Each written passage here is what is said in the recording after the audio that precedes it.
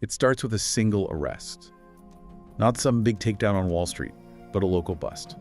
One guy, one condemned property. Right, and from that one sort of messy local event, Everything unravels. yeah.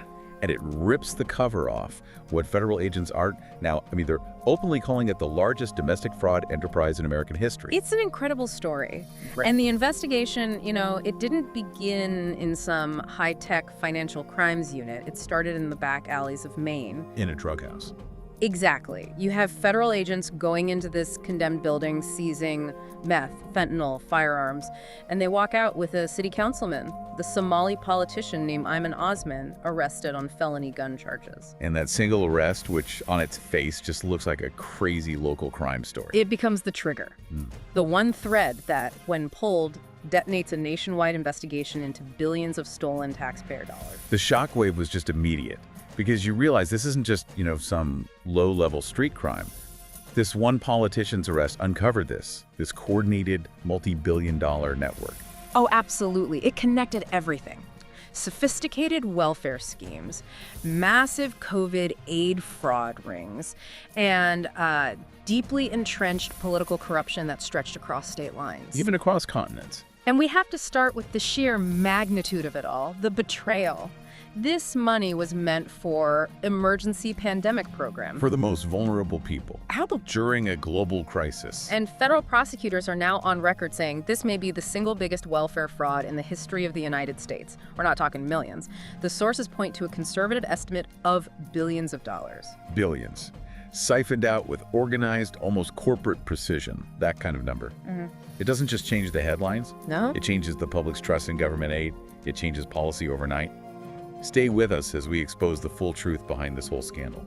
If you want the news they don't want you to hear, hit that subscribe button right now. Okay, let's really unpack that beginning because it is the crucial pivot point. This whole thing, this massive nationwide manhunt, it all hinged on one incredibly messy arrest. Ayman Osman, the Somali city councilman in Maine. Right. Felony gun theft charges.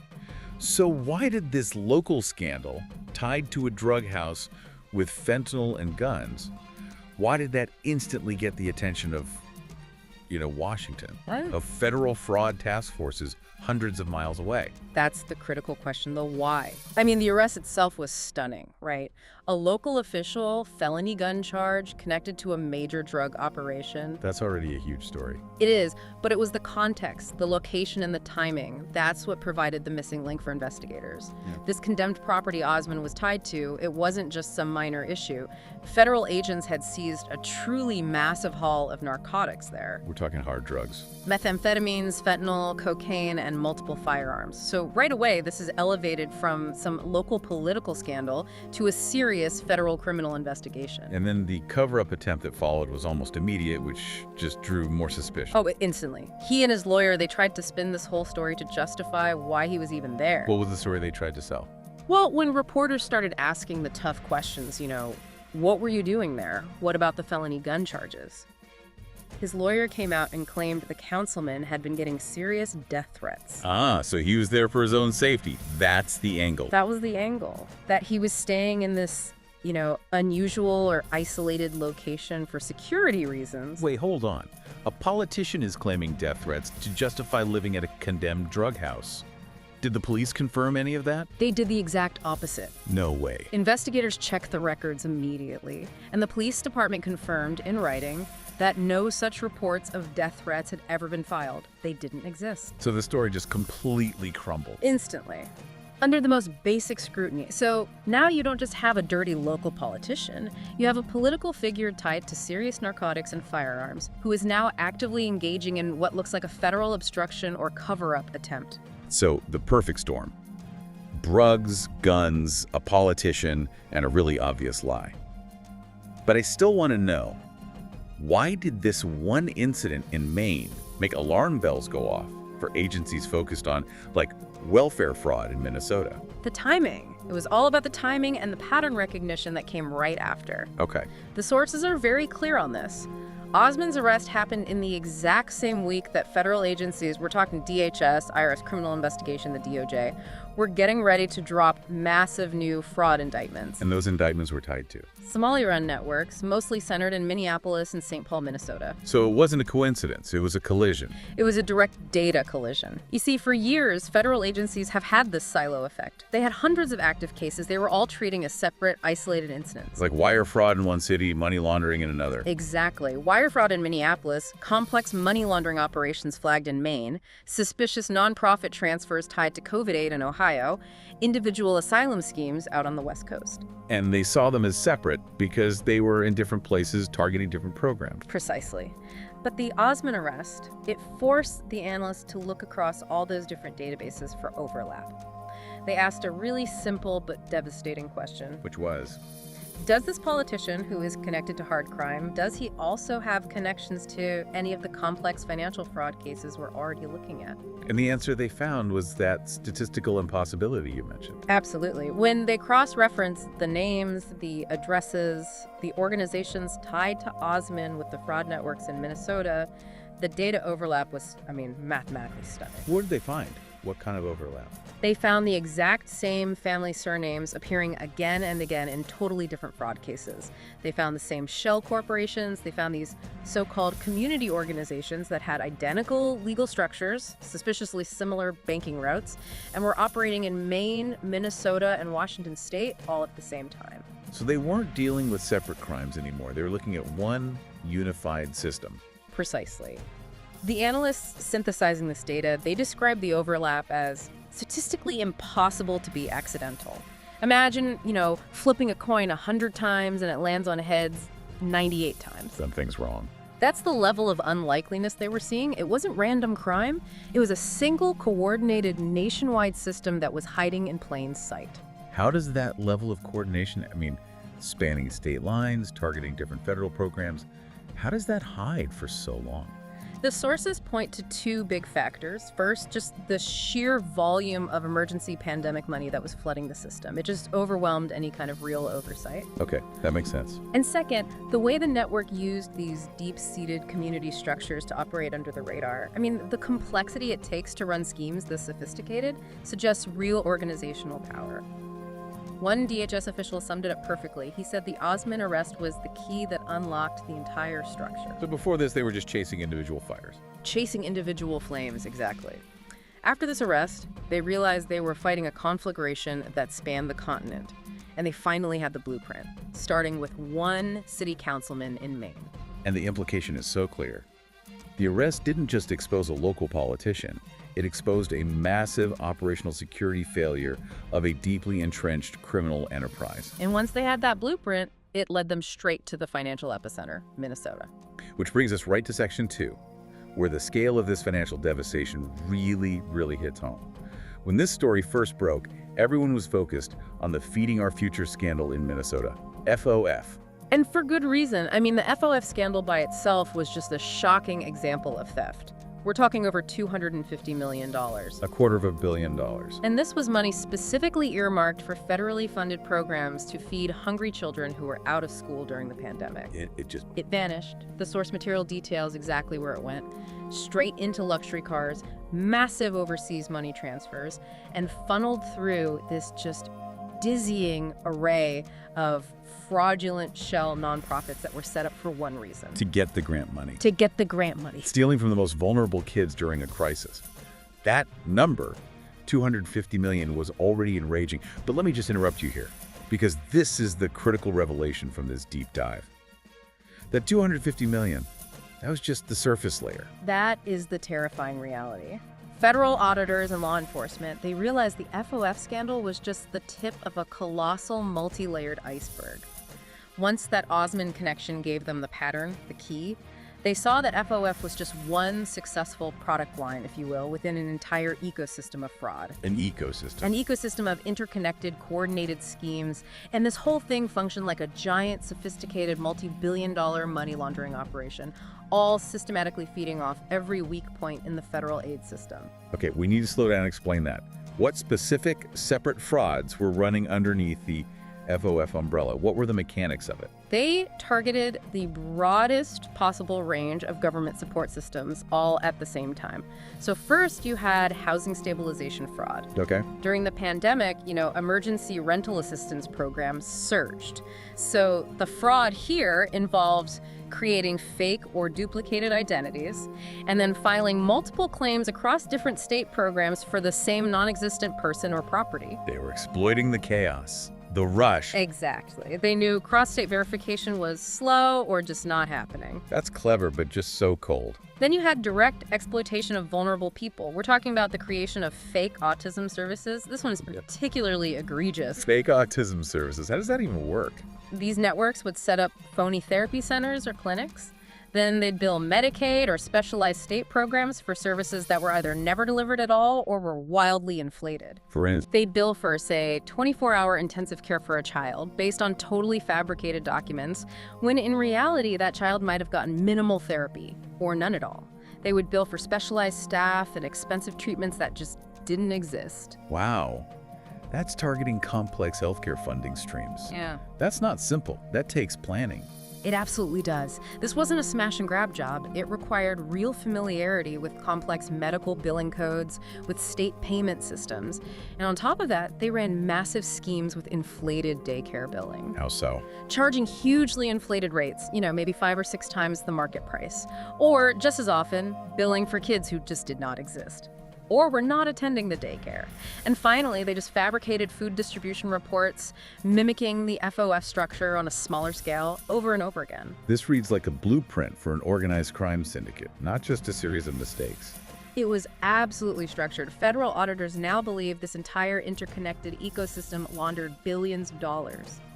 The source material explicitly says this wasn't just opportunistic crime. It calls the fraud structured, strategic, and years in the making. So if we're talking billions, how do you disappear that much money? I mean, wouldn't traditional banks flag that? How do they launder it? And this is where the structural element of the network is so important. They used what the sources identify as clan-based informal economies, specifically a system called Hawala. Hawala, can you explain that? For anyone listening who hasn't heard that term, why is that system the perfect tool for this kind of crime? Certainly. Hawala is a very old trust-based system for moving money. You see it a lot in the Middle East, Africa, and South Asia. And it relies on a network of brokers, or hawaladars. And it's all based on trust, not like wire transfers. Exactly. It's based on kinship, loyalty, and trust, rather than physical cash moving or electronic bank transfers. So there's no paper trail. Virtually none of the traditional paper trail that Western law enforcement relies on. I mean, a wire transfer goes through the SWIFT system, right? It leaves an electronic footprint. It requires know your customer checks. Right. A Hawala transaction is different. You give cash to a broker in, say, Minneapolis. That broker just calls or texts his counterpart broker in Somalia or Dubai and says, pay X amount to Mr. Y. The money is instantly available overseas. Based on just a phone call. Based purely on trust. The accounts get settled up later, so the value is transferred immediately, completely bypassing federal banking oversight, anti-money laundering rules, and international surveillance. It was the ideal system for this. And that structural advantage, that leads us to the most chilling part of this whole investigation. The fact that this wasn't just about people getting rich. No. It was a clear national security issue. Intelligence briefings found that the financial trail didn't just stop at luxury cars and nice houses for the people involved. Crucially, they found evidence that money was moving overseas toward extremist-linked groups. Extremist-linked groups. So you're saying federal aid, stolen from American programs, was potentially funding international terror operations. That is the direct implication drawn by Homeland Security. And that immediately elevated this whole thing from a complex fraud case to a matter for counterterrorism units. So it's not just tax fraud anymore. It's a clear and present threat to national security. And that's what justified the complete massive shift in the federal approach and the urgency of the manhunt that followed. And given the scale, the financial expertise you're talking about, it makes perfect sense why the investigation focused so heavily on the Twin Cities. Absolutely. The DHS analysis concluded that the Minneapolis-St. Paul fraud network was the financial engine behind multiple national schemes. It wasn't just a local hub, it was the centralized operational and financial base. The headquarters. It's where the most sophisticated players were, where they processed the largest volumes of money, and where they orchestrated the whole multi-state operation. Once that engine was exposed by the Osman arrest, the national manhunt was inevitable. And when you lay out all that information, the billions stolen, the organized networks, the money flowing to extremist groups, it provides the context for why President Trump's response was so immediate and so powerful. The intelligence reports landed right on the president's desk, and that is when the political temperature went critical. The executive response was, it was swift and it was incredibly politically charged. President Trump ordered a nationwide sweep, a multi-agency surge targeting every single suspected COVID aid fraud ring that was tied to these networks. It was a clear signal that the administration saw this not as a local problem, but as a critical failure of national security. What was the scope of this manhunt?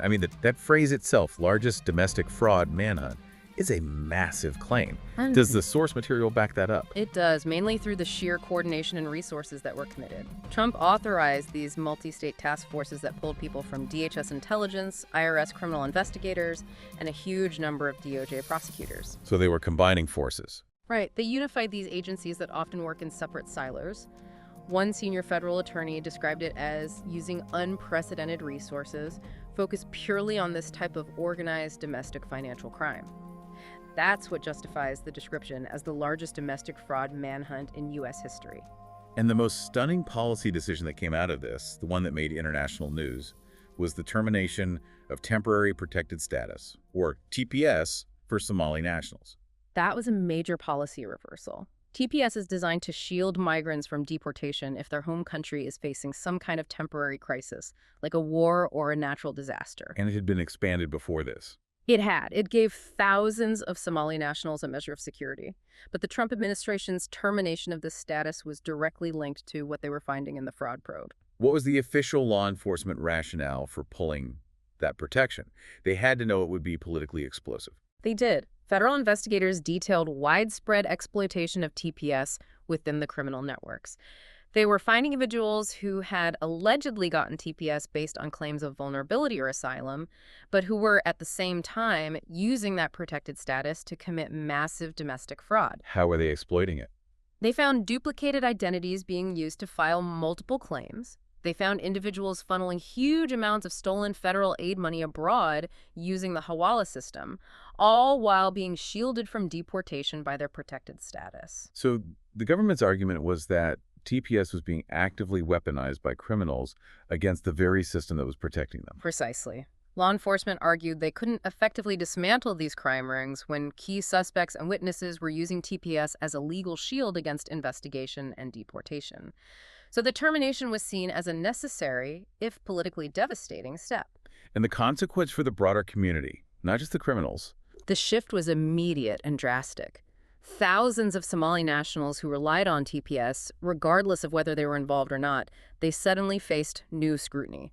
New background checks, potential interviews, and in some cases, immediate deportation proceedings. The legal ground just shifted out from under them. And as you'd expect, the public outcry was immediate. Oh, within hours. Mass protests erupted across the country. Minneapolis, Seattle, Columbus. Crowds were blocking major intersections, federal buildings. And the narrative from the activists was what? They immediately framed it politically. They argued that Trump was criminalizing immigrants, that he was using the fraud investigation as a pretext for xenophobic enforcement. So they just ignored the billions of stolen dollars and the evidence of the organized crime network. That's the core of the political collision. While federal prosecutors had mountains of evidence detailing the largest welfare fraud in U.S. history, the dominant public narrative, which was driven by activists and certain media outlets, focused only on the perceived cruelty of the TPS reversal. But that narrative, the idea that immigrants were being unfairly targeted, it was severely undercut by the corruption receipts that came out. This was, politically, maybe the most damaging part of the whole thing.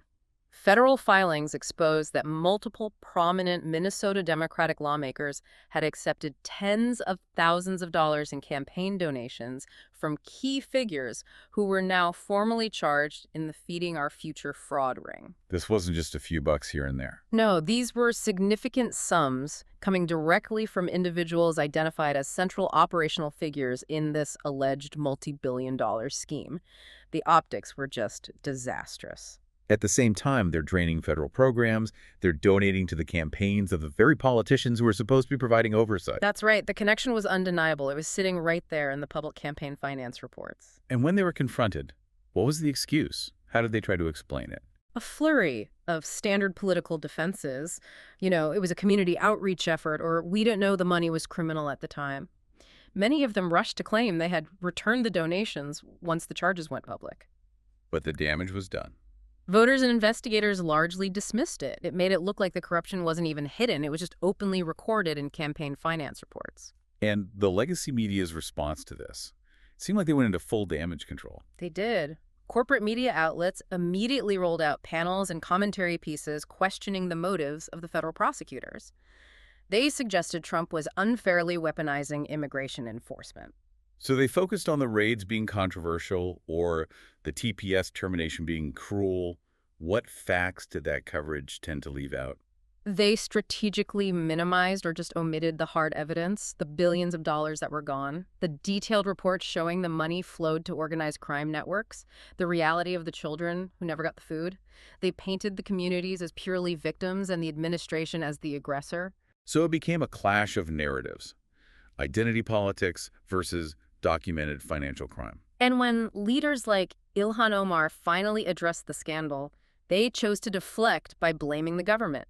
How so? She went on record insisting the fraud was caused by program design flaws. She claimed the agencies rushed the aid out during the pandemic and didn't build in enough guardrails. It's a classic political deflection. Blame the system, not the criminals. Exactly. But what that defense completely failed to acknowledge was the sheer criminality of it all. The evidence was overwhelming. People were fabricating entire lists of children who didn't exist, forging thousands of signatures, routing money through illegal international systems. That's not a design flaw, that's organized crime. That is systematic, intentional deceit.